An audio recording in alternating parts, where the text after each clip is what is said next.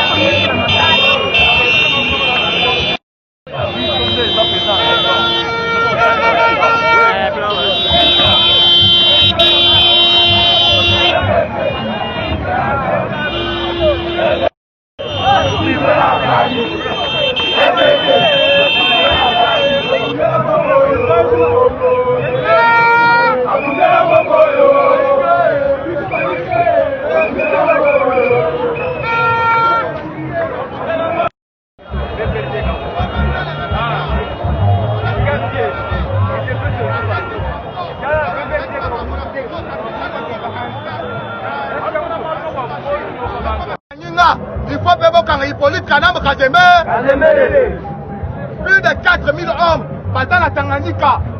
Au Kabila Kotisaki Bango. Pour passer la rébellion. Mais moi, quand j'ai béni, donc on est en liste de Batouba. Batouba mi. Il y a un homme qui déjà dans Kinshasa. Pas comme il a depuis 10h30.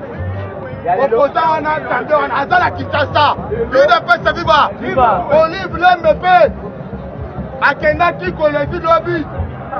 Akenda kosala ni. Papa, ouais c'est révélation. Na liye koye bisayo bondeko. Dans mon bout d'Alingaka Kima, Akenda Kima nous tourne à Guado, Boete. Olive l'homme là, Hippolyte Kanam Kazemer. Bakati Siba na la génération de place, hein? Balingaka Bakima. Félix Salobi Boye. Bandayo. Moi, il y a l'élo.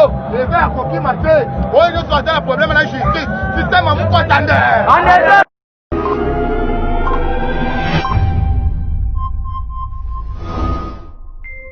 AF1 TV.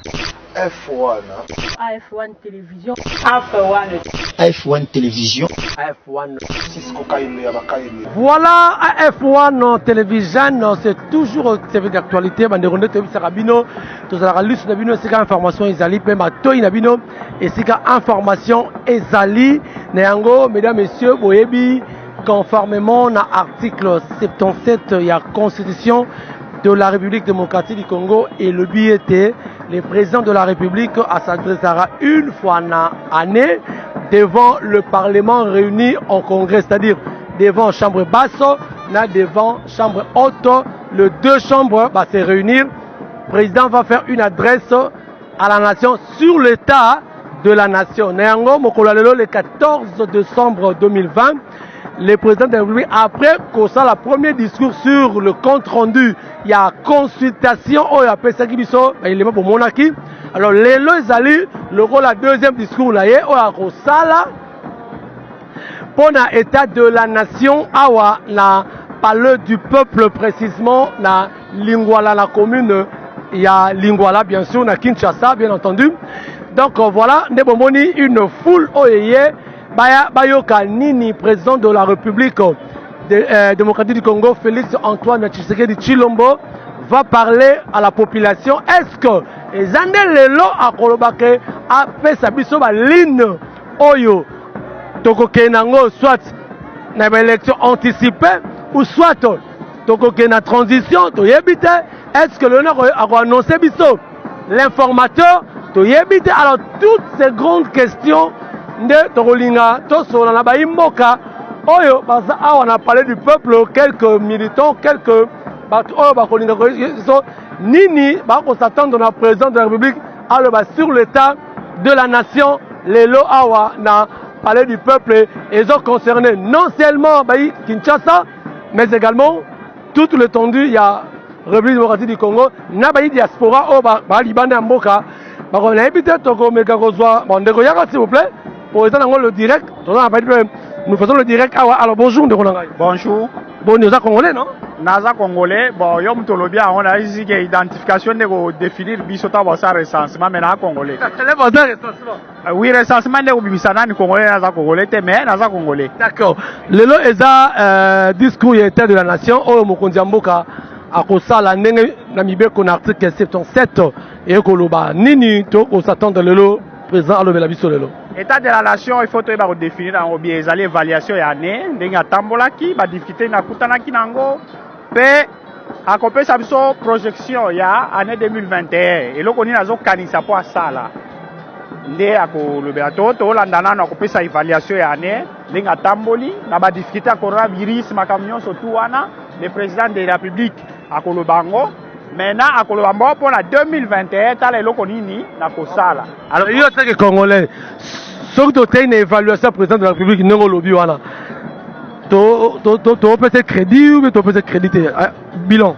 Bon, on a évaluation sur le plan du droit, tu sentir quand même état de droit quand même ça va parce que les bateaux va interpellé 2021 si nous mais tu déjà DG à Transco déjà baraba. Sur le plan religion, libre de s'exprimer, hein. Sur le plan social, bon. Moi, en tout cas, mais moi, absolument, il faut tout la vérité. Parce que vous savez, il faut éviter. Namboka la biso, tous à la bateau, il y a Djalelo. Djalelo, ça signifie, même ici, Tolingi, Moutumakasi, ne toko linga koloba, place et baby. Sur le plan social, tous un problème sérieux. Tous un problème ya mai, tous un problème à coura. Imaginez, moula, ezo beta, mais ma ezo katano. Coura zate, transport mika katano. Donc 2021 sur le plan social, en tout cas, on peut dire que, en tout cas, chef de l'État, et le remonte salim. Tous un difficulté est belé, énorme. Imaginez d'être le baboé, tout ce qui n'a pas moulili. Maï Tokomo Lukama na Kinshasa en plein capital, c'est vraiment quelque part. Il y a un conseiller qui permet à chef de l'État. Bah, il y a une vérité. Parce que tout le monde dit que j'allais les attrous. D'accord, merci beaucoup. C'est votre point de vue. Toko Kobo Yangote, merci pour votre contribution. Mesdames, messieurs, en fait, on va continuer. Il est en train de pleuviner. Moi, Moula Moukiezo Beta, tu éviter ce que c'est symbole, il y a Nini. Ce que c'est symbole, il y a bénédiction, il y a progrès, on ne sait pas. Alors on va avoir encore un autre combattant, notre Congolais, voilà. Boniko Mwanamboka. Boulot, ça a bien reconnaître Baéné quoi. Les lots et Pengue Fofana le bara toujours, tout ça va 5e génération. Parce qu'avant 5e génération, il y a Wenge 4x4 il y a Kanango. Après, les marquis, les Ferrego là, héritier Watanabe, vous comprenez? Yo oza yaya oza vie tant na mona yo na boulot et ça la que c'est mon père ça ka ese mona non petit mo boazo azo reconnaître ba ya na ye repas ya moto to kiti na palais du peuple obengi na kombo ngape na ebio na kombo omoni ndako zo mona o ba bengi ngo palais du peuple mais poto comme à niveau to loba lelo. Je rappelle aussi c'est vraiment confrère hein à travers un journaliste il y a Eliezer Tambo le député le mieux c'est lui hein il y a Lukunga. Merci, je suis produit à mon amour qui est Eliezer. Je suis facilité. Mais Eliezer, tu as facilité qui est l'eau et Pengue Fofana Abimi. Oh, à côté de Tembe, tu as un micro, tu as ici une image. Je me rappelle que les jours où Janine Mabunda a qui a pour d'abord installé à son bureau provisoire, n'a risqué qui koufa, mais koufa na malaria, mais koufa pour Nekolo. So mon chauffeur. Il y a le président de la Ligue des jeunes Emani, Oasokaki, Motoali Bosso, Simbaki, Ezaki et Pengue Fofana qui gilet, na chemise à Pembe. Très bien, Ndeko Fofana, parce que moi, je suis un peu Nalinto, le lot présent au Loba, yo, en tant que Fofana, tout le bani, présent, à ça l'évaluation année. Pour nous, au Komona Magamou, présent a reçu mon mouké, à Robani. Le discours au chef de l'État. Ne place de ça qui bango. Na kati ya nzungu oyo FCC, UDPS, INC, Tolamuka. Léon de Koyeba, baya a pour la partie, to baya pour la nation. Parce que chef de l'État a donc ça discours pour la nation. Non, mon niveau sentiment. L'autre Koyeba, moto a joué ministère pour la INC. Ou a joué ministère pour la UDPS. L'autre Koyeba, Makamunango, Eunino Saeli, pas congolais. Mais nous avons parce que le président de la République a un mandat à 5 ans. A un droit, de qualité, il y a un chef de peuple congolais. Il y a 2 ans. Les lots, il y a un compte à rendre. Il y a 2020. Et les cas qui, il y a un autre Sakaye qui est. Il y a un autre épisode. Tu vois, les lots, il y a bloqué et pas nani. Tu vois, il y a un pêcher boulot. Pour la web, ça y est, non. Bisso, Tozaba Oumou, il y a peuple. Député, ministre, président, Azam Oumou, il y a peuple. Il y a un moment le président, je vais expliquer ma patron, Moussala. Merci, ma grand frère. Merci, Naba. Nous connaissons Oba, c'est là qui souhaitait et peigner pour faire un joyeux anniversaire pour notamment le 13 décembre. Ça dit, les années Sengo, il y a comment un combat. Auto sacrifié Vina et Nenabiso comme la bagage Etienne Tshisekedi Kutu a Koufi et Bembe Apamba et Sala 2 ans. Tu te rappelles que tu as pendant 1 année moi Nambo Karamazan Shadari ministre intérieur Tomela gaz au Koya Kutu na fait 4 tu as Kobimiso mais ba biso gaz lelo victoire eza biso na vie patience et futaka oki yango moni le biso pe tozo na lokolo na bino merci. Vérité, peuple congolais, moko nde ayebi. Mais pour bon santé que Janine Mabunda asengi ba congolais pardon. Mais na portefeuille asenga pardon te. Asengi pardon na mbata te. Mais na pression ya ba congolais. Merci. Mboji ntunta mudajati toka nyisaka mwabi mwana wa munzu buwabi lumu bana betu waya nganyenda ke bana nene sai wanyi weyo tisai wanyi kabula mpuka wanyawo wanyi we wanyawo Gagné nake bana nenda. Voilà. Est-ce que quoi ça va imboka o kolobana nini na lingala pa yoka olobi nini? Mamuno zoloba. Nazoloba pona fe nazoloba lingala. Ba njintenda mfumu wajitunga chilombo chisekeji wa mulumba kabula mpuka chintunta. Ashepanyi mvuluka chisekeji malumi padie mwenza pabuloba. Panyi mvuluka ko ngwelizone bwane ngani mwele kufanya mubisanji numva kubisanji byani mema mvungimba bimpa bikolo tungimba ntunkangimba kaila kaji batafulukanga na nyela pinjewe kanjinge ndangimba fanye ni kanwena bamumanya to mema ndi wenu ntwanyu nundonda bimpa ndi mwaneno anu ndeke jito Tshisekedi wetu bons udi mfumu wajitunga mbwa bantu bons bwa peuple d'abord nyonso pona nini pona ngamo kote biso nyonso tozaka ka tata moko mama moko Félix Tshilombo Tshisekedi. Voilà mesdames et messieurs, je crois bien que c'est l'hymne de langue nationale là, Chiluba. Mais je crois que le message est bien invité pour peut-être pas comprendre. Personnellement, je n'ai pas bien entendu. Mon message manque 1 minute. Merci de journaliste, j'ai interprété comme Malobande Konanga Lobby. Après ce message manque très efficace. À lobby que notre président de la République a zappo na mon côté, a papa ya batunyon surtout na Congo.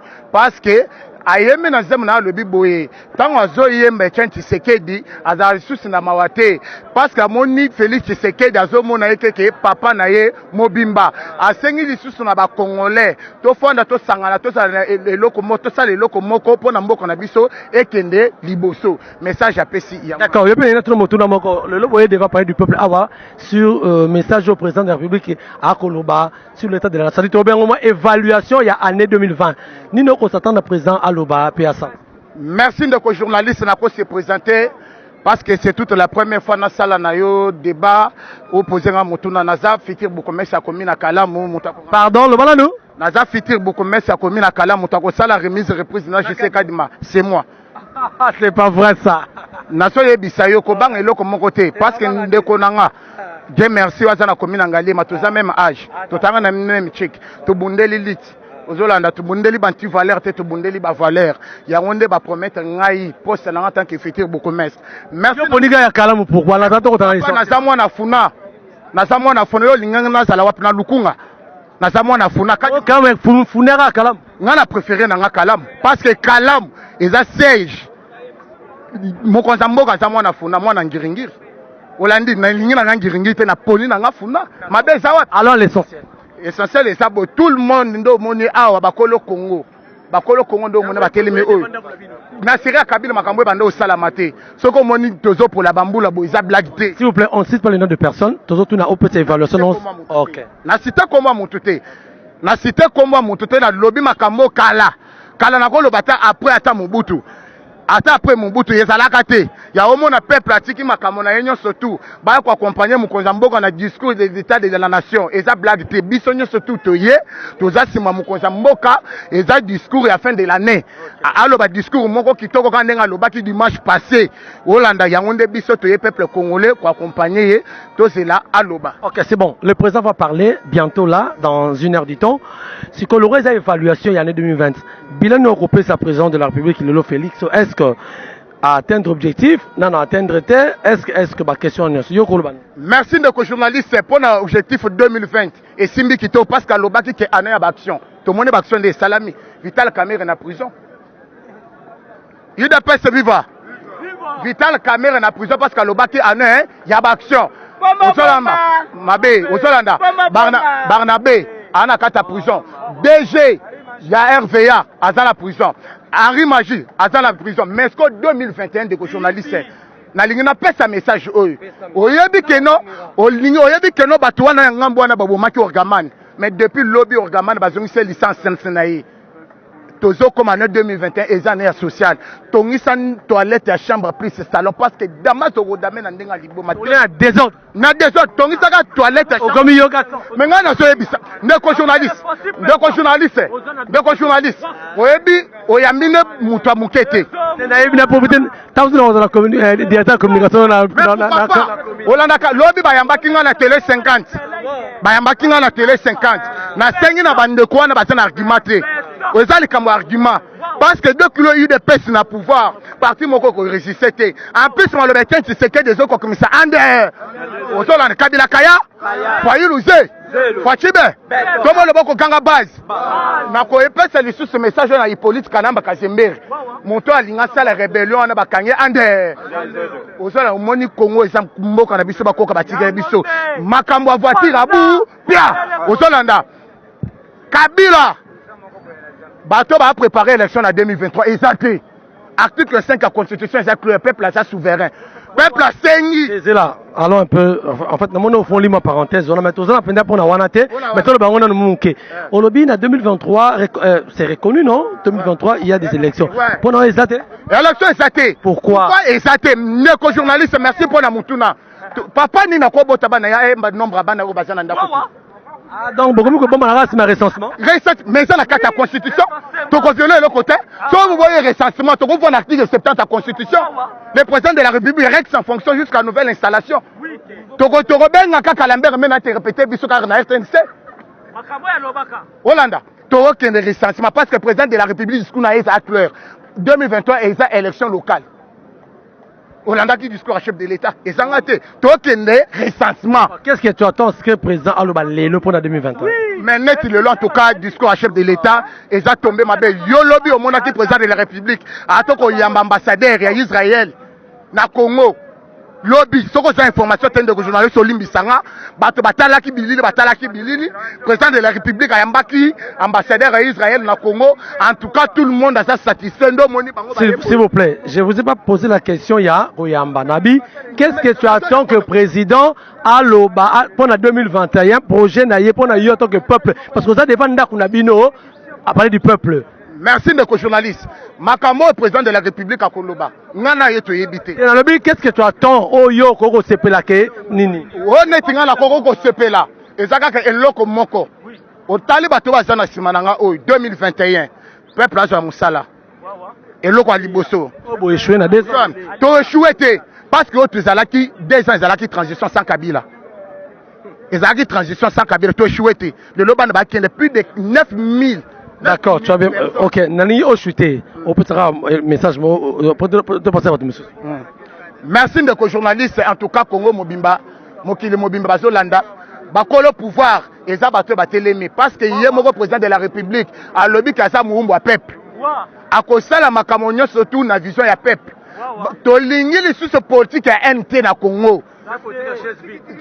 La politique de chaise vide ne paye pas. Bateau FCC na 2006. Si je ne me trompe pas, si c'est 2006 ou bien 2011, il y a une consultation, gouvernement union sacrée. Oui, il y a une accusation par naï. Net babiso tokotaki, au monarque président de la République, il y a un biso parlementaire debout. Il y a un dommage poste dans la pour commencer à commune à Kalamou. D'accord, tu as le moment on a là où comme beaucoup mettre la commune à Kalamou. Juste Kadima, adversaire noyé. Donc, tu as là déjà, ça paraît comme une aventure, mais ça peut être vrai demain. Bon, là, ça n'engage que vous, et ça, conviction, parce que le lobby, comme donc, il y a une fois, il a sa conviction. Merci beaucoup, Ndeko. Je crois que on va parler plus dans l'émission. Ok? Alors, j'ai l'engagé. Alors, tout ça, s'il vous plaît. Bomba, et Sylvie. D'accord. Voilà, chers internautes.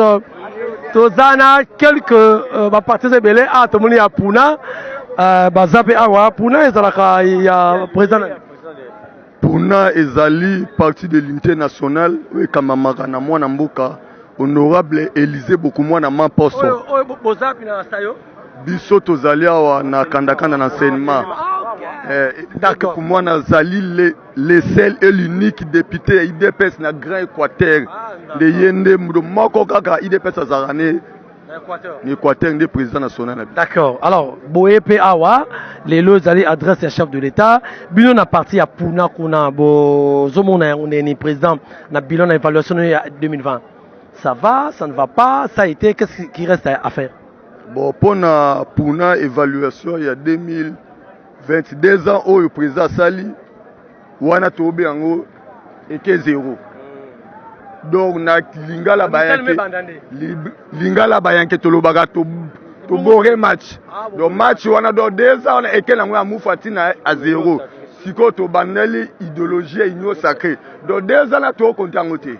Donc ezaka 2 ans mo beleki ka bedo to bandisko 5 ans ko ya sika. Donc 5 ans to banyango ya sika donc 2 ans eke ka mai.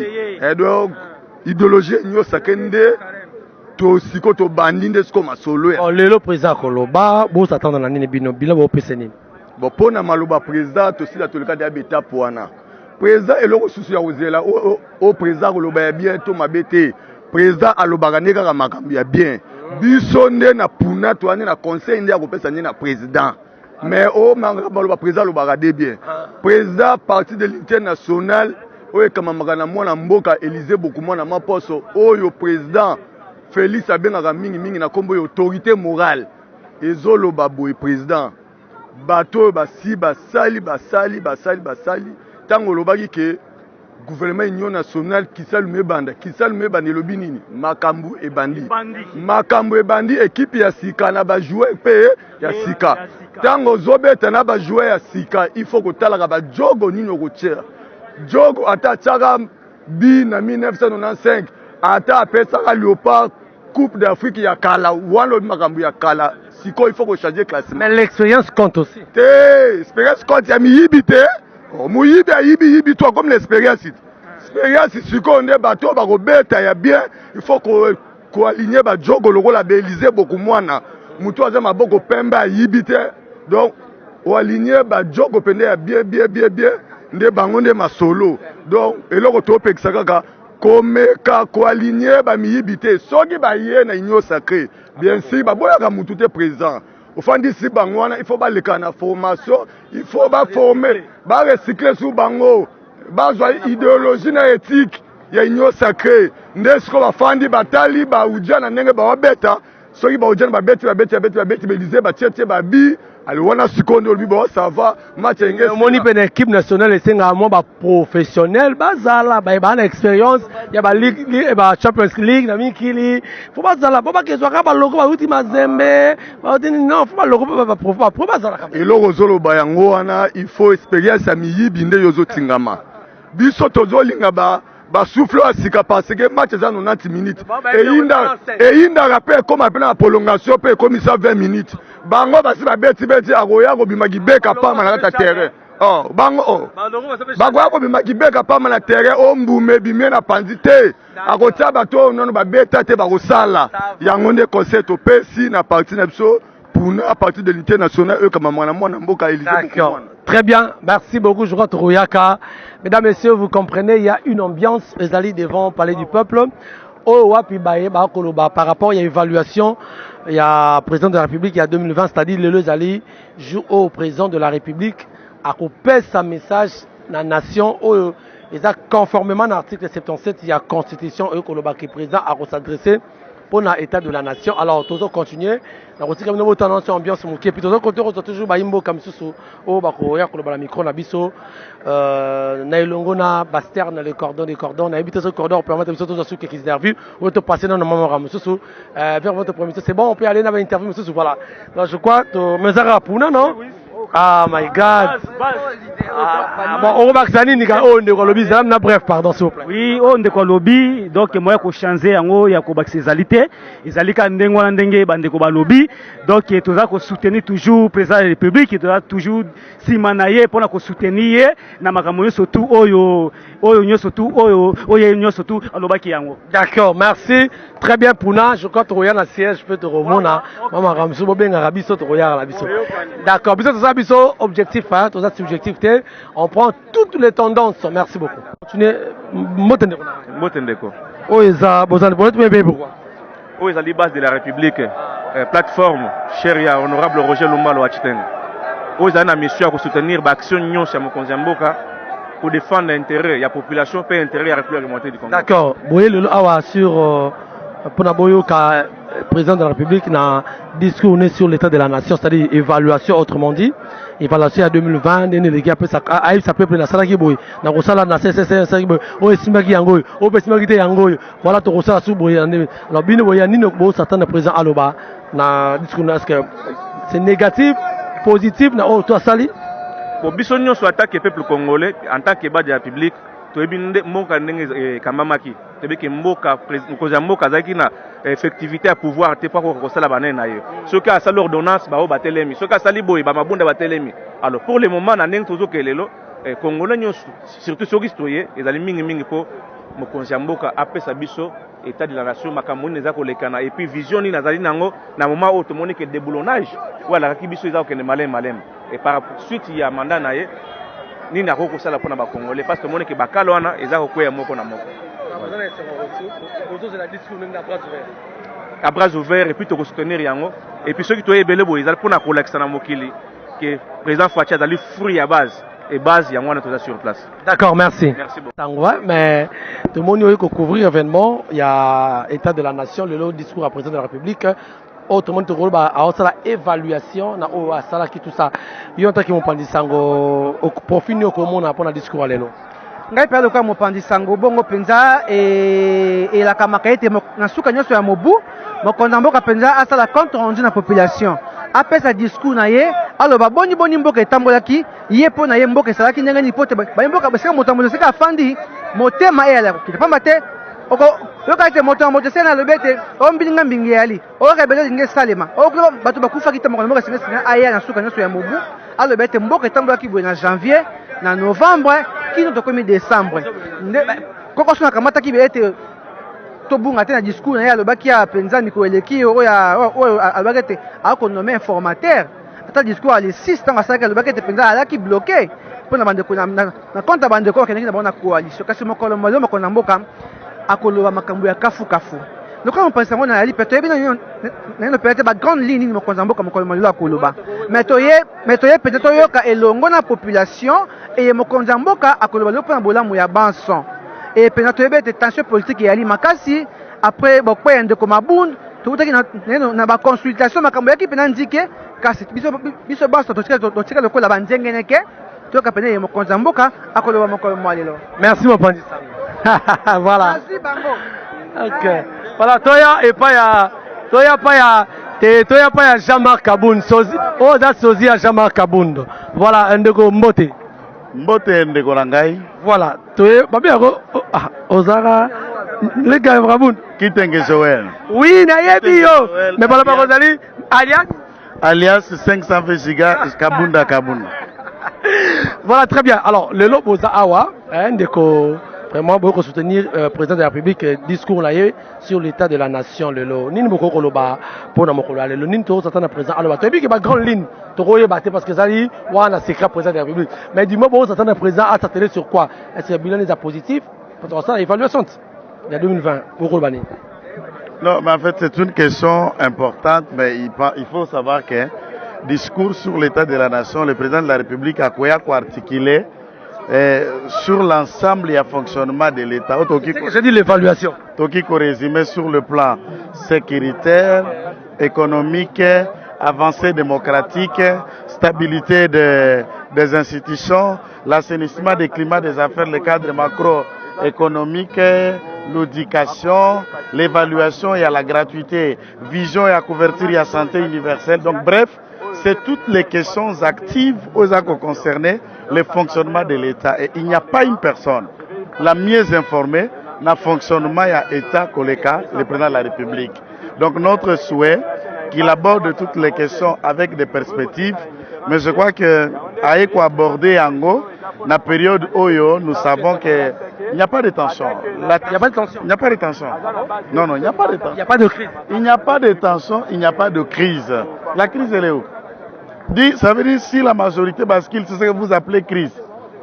La basculement majoritaire, je vais vous conseiller pour que vous puissiez imaginer en une phrase. Au sein du FCC, les gens veulent un changement. C'est ça, les discours et les mots, c'est ce changement qui est constaté. C'est ce changement qui est constaté de part et d'autre. Ce qui est A comme une B. Et dans le B, on propose un autre projet, une façon de gérer l'État différemment. Merci, parce que dans la question, on aura organisé toute une émission pour qu'on en parle vraiment. Prochainement, maintenant, tout soutien à Eloko. Au lobby, le président pourra aborder toutes les grandes questions actives, c'est voyant. Alors, bien autant que Congolais, c'est quoi? Surtout, on a tout ce qui s'est passé depuis janvier, on peut dire coup de chapeau au président de la République ou bien non? À ce stade, le président de la République a essayé de faire le nécessaire. Pourquoi j'ai essayé? Climat, il y a gestion. Écoutez-moi qu'il y a un ennemi majeur. Coronavirus. Ce n'est pas au Congo. Exactement. Toutes les économies du monde basées à genoux. C'est un facteur important. L'instabilité du point de vue structurel entre ceux qui se réclamaient être majoritaires, soutenir vision, c'est aussi un facteur important, mais néanmoins, le bilan est partagé, mitigé. Je vais m'atteler dans le discours il y a 6 minutes, où lui-même il a reconnu que ce bilan-là de 2 ans et la gestion FCC cash et gestion d'Angozala qui mitigé, puisque les débats n'étaient pas tournés autour du Congo, c'était autour des postes, qui va gérer, qui va être là. Donc le bilan est mitigé. Il y a des avancées pour la gratuité, il y a des combats pour la gratuité, il y a des avancées du point de vue sécuritaire à l'Est, il y a encore quelques poches de tueries entretenues par certains hommes de Kinshasa. Et à ce stade, le peuple est là pour lui dire, le président, que nous t'accompagnons dans la vision de pacifier, de remettre la paix, de relever l'économie, l'État et la stabilité des institutions. Ça, c'est un facteur important. Dans une perspective d'avenir, qu'est-ce que vous allez proposer au président? Donc, dans une perspective à venir, nous allons lui proposer de répondre aux besoins de sa population. C'est tout. AF1 TV, la chaîne de la diversité, de l'unicité, de l'urbanisme.